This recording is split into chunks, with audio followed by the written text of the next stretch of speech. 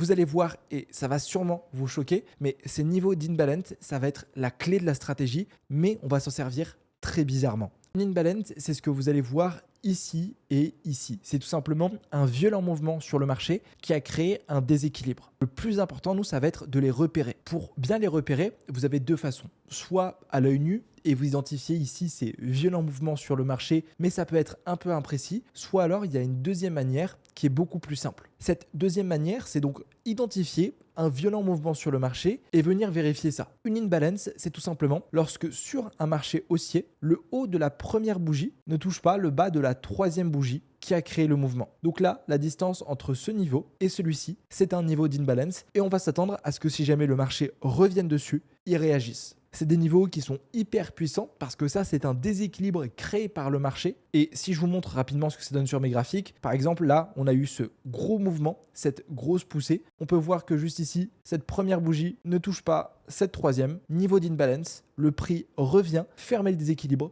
et faire un nouveau plus haut. Mais on ne va pas trader comme ça. Donc ça, c'est la configuration pour un scénario qui est haussier. Pour un scénario baissier, c'est donc l'inverse. Il faut identifier le haut de cette première bougie. Et si le haut de cette première bougie ne touche pas le bas de cette troisième bougie, alors on a à l'intérieur aussi un niveau d'imbalance qui là ne fera pas office de support, mais de résistance. Je retourne sur mes graphiques et là donc ce qui va nous intéresser, c'est savoir les identifier.